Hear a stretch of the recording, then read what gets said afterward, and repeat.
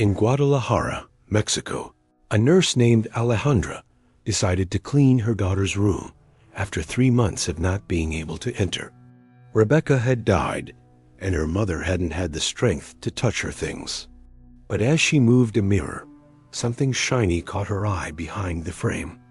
It was a small camera, perfectly hidden to record everything that happened in that room. Alejandra couldn't believe what she was seeing. Who had put that camera there? What had it been recording all those months? When she reviewed the footage, she discovered something that left her frozen. The recording showed terrible things that had happened in that room while she was at work. Secrets no one was supposed to know. Secrets that would change everything she believed about her daughter's death. What had that hidden camera captured? Why would someone spy on a 17-year-old girl? The truth she was about to uncover was worse than anything she could have ever imagined. Make sure to subscribe to the channel so you don't miss more cases like this, and let me know in the comments where you're watching from. Emergency services received the call at 6:47 a.m. in a house in the Americana neighborhood. The lifeless body of 17-year-old Rebecca Morales Vega was found in her room by her mother, Alejandra Vega, a nurse at the civil hospital. The initial scene showed all the elements of a teenage suicide. A handwritten note on the desk, evidence of massive antidepressant ingestion, and a door locked from the inside. The first responding officer, Officer Martinez, documented an orderly room with minimal signs of disturbance. The victim was in pajamas, lying supine on the bed, with no visible signs of external violence. The note, written in Rebecca's characteristic handwriting, as later confirmed by her mother, expressed deep feelings of hopelessness and a sense of being a burden to her family. The preliminary investigation revealed that Rebecca had shown signs of depression over the past 6 months. Her teachers at the federal high school reported a noticeable decline in her academic performance and social participation. Classmates described a once extroverted girl who had become increasingly withdrawn and silent. The immediate family consisted of Alejandra, a single mother for 15 years, and her husband Ricardo Morales, a 45-year-old construction worker whom she had married 2 years earlier. Ricardo was cooperative during the initial questioning, describing Rebecca as a difficult child who had struggled to accept his presence in the home. The case was classified as a suicide and closed after 72 hours of routine investigation. The funeral was held on March 8th with massive attendance from the school community. Alejandra, devastated by the loss, received psychological support from the hospital where she worked. Ricardo handled the legal paperwork and funeral arrangements, presenting himself as a supportive husband throughout the grieving process. The Americana neighborhood community mobilized to support the family, organizing collections and religious services. However, 3 months after the case had been closed, a casual discovery in the victim's room would reveal a sinister truth that had remained hidden, transforming an apparent teenage suicide into one of the most disturbing criminal cases in Jalisco's history. Alejandra had avoided entering her daughter's room for the 3 months following the funeral. The grief was paralyzing, and every personal item triggered uncontrollable crying episodes. But financial pressure forced her to consider renting the room, which meant organizing Rebecca's belongings and preparing the space. While packing, she was removing photos from the mirror on the vanity when Alejandra noticed a small hole on the back of the frame that she didn't remember seeing before. Upon closer inspection, she discovered the hole housed a state-of-the-art digital micro camera, perfectly camouflaged and connected to a hidden power source behind the furniture. The surveillance device had been operating for months, equipped with night vision capabilities and a 32 gigabytes memory card. The camera was strategically positioned to capture the entirety of the room, including the bed, study area, and closet. Its installation required technical knowledge and prolonged access to the room. Alejandra experienced a mix of horror and confusion as she realized the implications of the discovery. Who had installed the surveillance system? How long had it been running? What had it recorded in the months leading up to Rebecca's death? The file creation dates showed the camera had been active since January 2006, 2 months before the incident. With trembling hands and rising anxiety, Alejandra removed the memory card and headed to the family computer in the living room. What she was about to uncover would not only question the official version of events, but reveal a disturbing reality that had been hidden for months. The video files contained over 200 hours of footage, organized chronologically from January to March 2006. When she played the first file, Alejandra began to uncover a truth that would forever change her understanding of her daughter's final months and call into question everything she believed about the circumstances of her death. Video files revealed a systematic pattern of privacy invasion that had gone on for months. The recordings clearly showed Ricardo Morales entering Rebecca's room during Alejandra's work hours, when the teen was alone at home at her school. The first recordings from January 2006 showed seemingly innocent visits. Ricardo entered under domestic pretexts, checking electrical outlets, inspecting windows, or doing minor repairs. However, these visits extended far beyond what was necessary, and his behavior showed a growing invasion of Rebecca's personal space. By February, the recordings revealed a troubling escalation. Ricardo began asking inappropriate questions about Rebecca's personal life, her romantic relationships, and her intimate habits. The cameras captured him touching the teenager's hair, placing his hands on her shoulders for prolonged periods, and sitting on her bed uninvited. The most disturbing footage came from the weeks leading up to March. Ricardo had developed increasingly aggressive and invasive behavior. The recordings documented him examining Rebecca's underwear, taking unauthorized photos of her while she studied, and watching her sleep for extended periods. On multiple occasions, the footage captured Rebecca's reactions to these intrusions. The teenager showed clear signs of discomfort, anxiety, and fear. Her body language reflected growing tension, recoiling physically when Ricardo approached, and displaying avoidant behaviors. The recordings also documented Ricardo's psychological manipulation techniques. He constantly reminded Rebecca that her mother was emotionally fragile, and that disclosing his behavior could destroy the family. He used emotional blackmail, suggesting that any complaints would result in devastating family conflict. The final video files from early March showed a visibly distressed Rebecca, with signs of severe depression and erratic behavior consistent with the school testimonies collected during the initial investigation. Motivated by what she had uncovered in the footage, Alejandra decided to thoroughly search her daughter's room for additional evidence. Beneath the mattress, in a hollow space created between the springs, she found a hardcover notebook Rebecca had kept as a secret diary during the last 8 months of her life. The diary contained 127 pages of handwritten entries dated from September 2005 to March 2006. The first entries described the difficulty of adjusting to Ricardo's presence in the household, her efforts to maintain a cordial relationship, and her concerns about the changes in the family dynamic. After her mother's marriage, the entries from December 2005 marked a noticeable shift in tone and content. Rebecca began documenting Ricardo's strange behavior, his tendency to appear unexpectedly in her room, inappropriate comments about her physical development, and excessive attention to her personal activities. By January 2006, the entries reflected an escalation in invasive behavior. Rebecca described episodes where Ricardo entered her room without permission, examined her.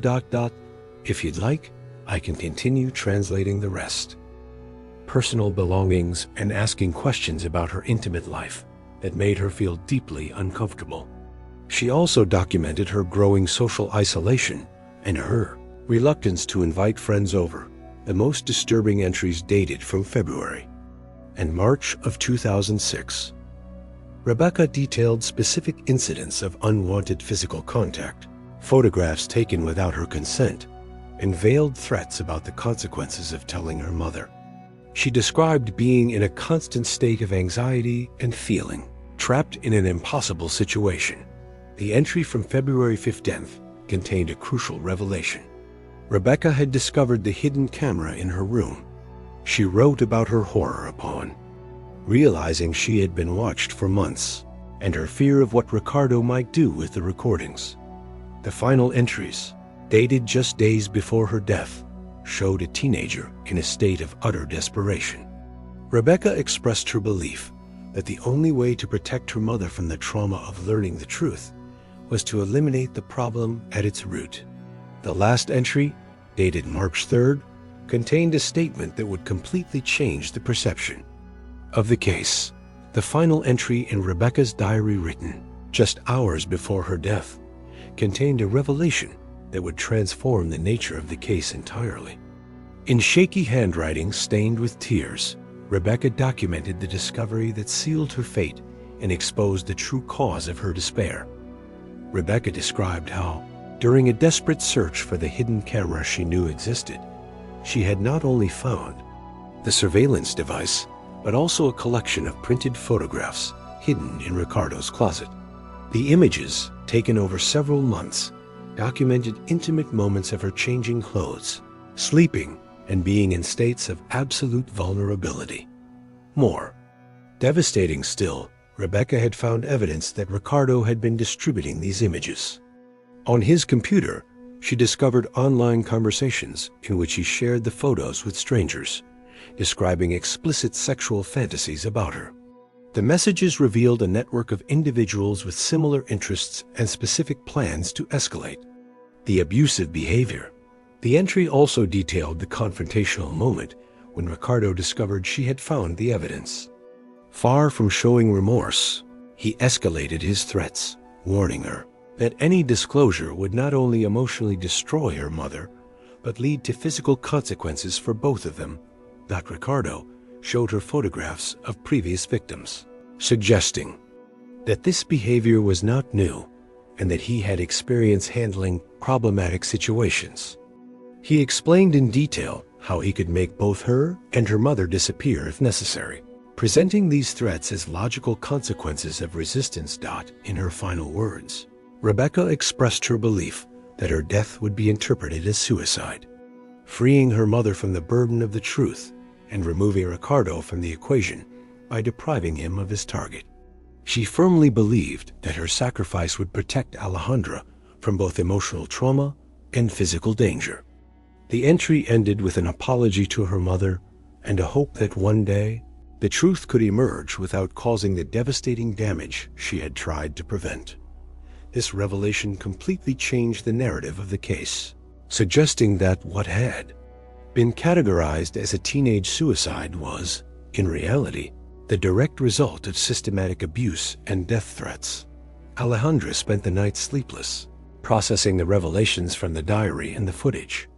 The magnitude of the horror her daughter had endured for months while she worked completely unaware left her with a devastating mix of guilt, rage, and determination. By dawn, she had made a decision that would change the course of events. When Ricardo returned from work that afternoon, he found Alejandra sitting in the living room with the diary open on the coffee table and the hidden camera beside it. His facial expression changed instantly upon seeing the items, shifting from initial surprise to a cold, calculating mask Alejandra had never seen before. Silence lingered between them for several tense minutes. Ricardo evaluated the situation, trying to determine exactly how much Alejandra knew and what his options were. Finally, instead of denying or justifying his actions, he adopted a stance that revealed the true nature of his character. Ricardo calmly confirmed that he had been monitoring Rebecca for months, but framed his actions as necessary paternal protection. He claimed that the teenager displayed risky behaviors that required constant supervision and that the photographs were evidence for future family interventions. When Alejandra confronted him with the threats documented in the diary, Ricardo escalated his narrative. He admitted to disciplining Rebecca for her defiant behavior, but insisted that his methods had been appropriate given the circumstances. He described the teenager as manipulative and deceitful, suggesting she had distorted normal interactions. In her diary, the conversation took a darker turn when Alejandra mentioned the death threats Rebecca had documented. Instead of denying them, Ricardo confirmed them as necessary measures to maintain family order. He explained coldly that he had developed these methods during previous relationships and that they had proven effective for managing complicated situations. When Alejandra threatened to contact the authorities, Ricardo revealed the true depth of his planning. He showed her copies of text messages sent from Rebecca's phone in the days leading up to her death, fabricating evidence of suicidal thoughts. He also had access to a computer where he had created drafts of suicide notes, perfecting the narrative. Right up until the day she died, the most devastating revelation came when Ricardo casually admitted that Rebecca had not taken her own life voluntarily. Perceiving he had nothing left to lose, Ricardo decided to reveal the full truth about the events of March 4. His confession, delivered with disturbing coldness, definitively turned the teenage suicide case into one of premeditated homicide with particularly sinister characteristics. On the night of March 3rd, Ricardo had intercepted Rebecca as she tried to leave the house with evidence she had gathered against him. The teenager had planned to give her trusted teacher the photos, copies of the written threats, and information about the camera's location. Her intention was to seek professional help without directly involving her mother. Ricardo described how he convinced Rebecca to return home, promising they would resolve the situation as a family. Once inside, he forced her into her room, where he had prepared a lethal dose of antidepressants dissolved in a drink. When Rebecca resisted, he used physical force, the evidence of which he carefully erased before emergency services arrived. The process of staging the suicide had been meticulously planned for weeks. Ricardo had studied similar cases, researched medical information about lethal doses, and rehearsed the sequence of events multiple times. He had created the suicide note using samples of Rebecca's handwriting from her schoolwork, perfecting the forgery over several days. Ricardo also revealed that he had manipulated the physical scene to eliminate evidence of a struggle. He cleaned blood from under Rebecca's nails, a result of her resistance, and rearranged the room to create the appearance of a peaceful and voluntary death. He even timed the discovery of the body to coincide with Alejandra's return from work. The confession included details of how he had manipulated the police investigation.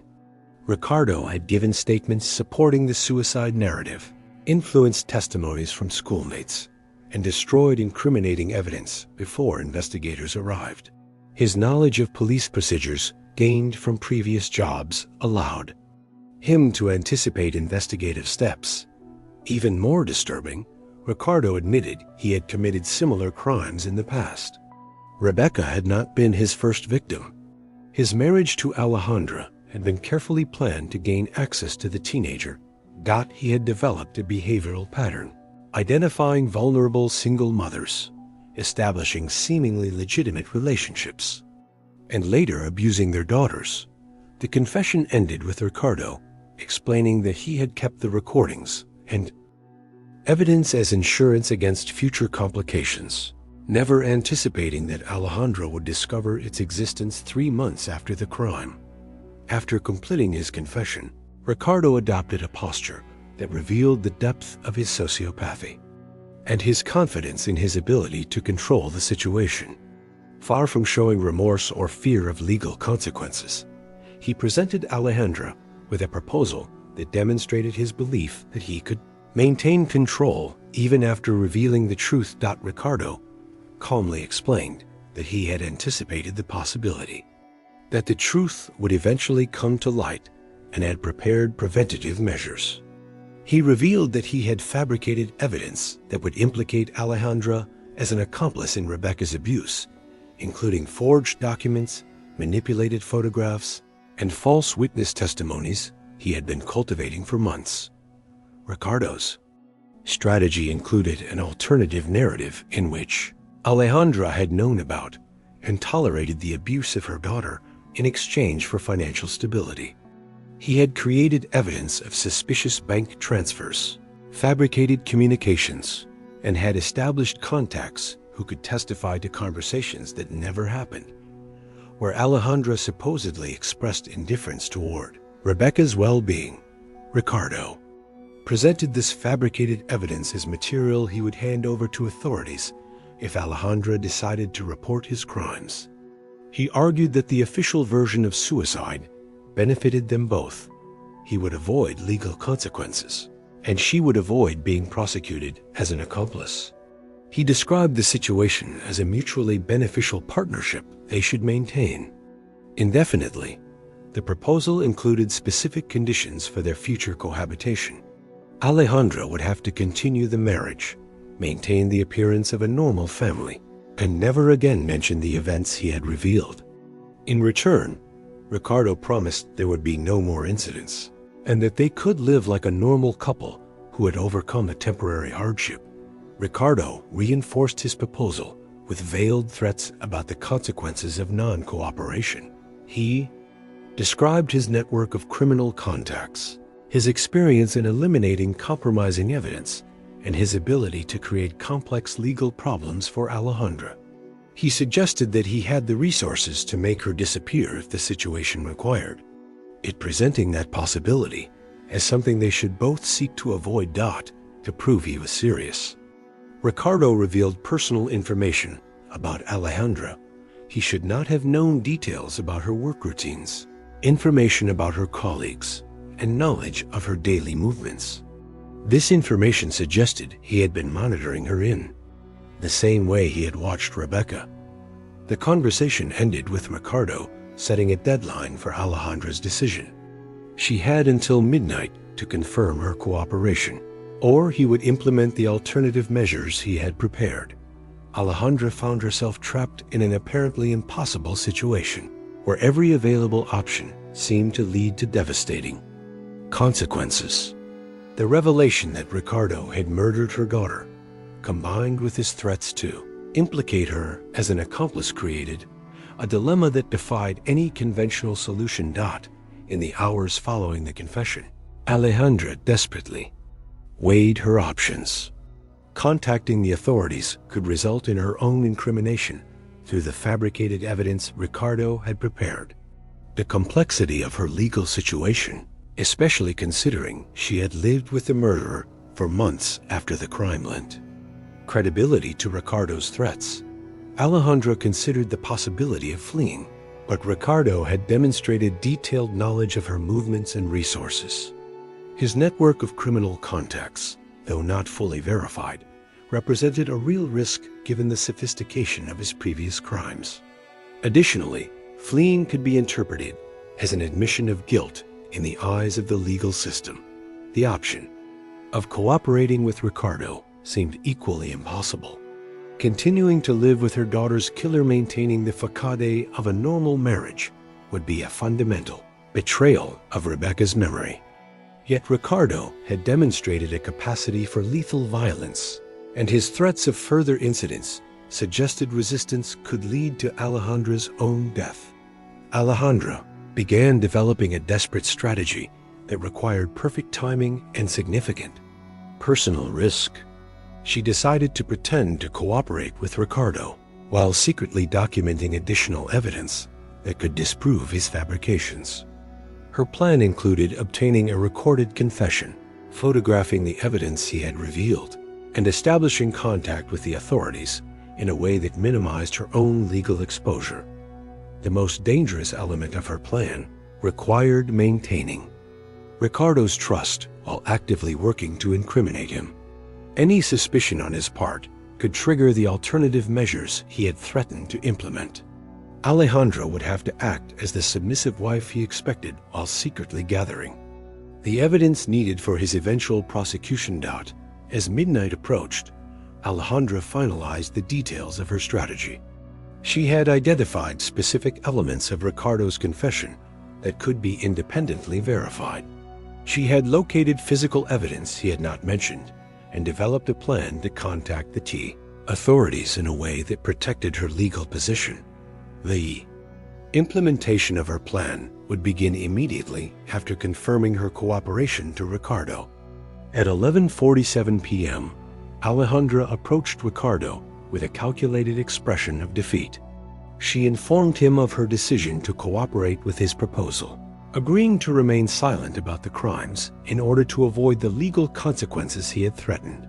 Ricardo received her confirmation with visible satisfaction, interpreting it as proof of his successful control over the situation. To seal their agreement, Ricardo insisted that Alejandra physically destroy the evidence she had discovered: Rebecca's diary, the camera recordings, and any other incriminating materials. Under his direct supervision, she pretended to destroy these items, although she had secretly created copies and hidden them in a location Ricardo did not know about. Ricardo proceeded to explain the specific rules for their future cohabitation. Alejandra was to maintain her normal routines, avoid any behavior that might raise suspicion among neighbors or colleagues, and never mention the revealed events again. Any deviation from these expectations would result in the immediate implementation of the punitive measures he had described. However, Ricardo's apparent victory was interrupted by one element he had not anticipated. During his detailed confession, he had revealed information about previous crimes and victims in other jurisdictions. This information, which Alejandra had secretly recorded using a device hidden in her clothing, provided evidence of multiple homicides that extended his criminal guilt far beyond Rebecca's case. At 12:15 a.m. on June 18th, while Ricardo slept confident in his control over the situation, Alejandra implemented the final phase of her plan. Using the landline phone, she contacted emergency services, preparing to hand over the evidence she had collected and reveal the truth about her daughter's death. However, at the critical moment of making the call, Ricardo woke up and found her holding the phone. His reaction was immediate and violent, confirming the threats he had made about the consequences of resistance. The physical struggle that followed resulted in the phone falling to the floor, where it began to ring repeatedly. The call had been initiated, but not completed. Emergency operators received a partial connection, indicating a dangerous situation, but without specific information about the location or nature of the crisis.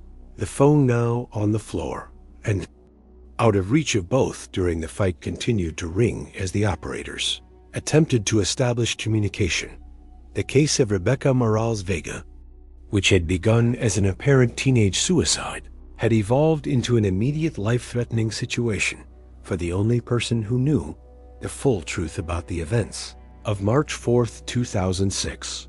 The outcome of this final confrontation would determine whether justice would finally prevail or if Ricardo's crimes would remain unpunished forever. If you've made it this far and want to see more stories like this one, I invite you to subscribe to the channel and turn on notifications so you don't miss a single story. Leave a like so we can continue sharing more cases like this. Until next time.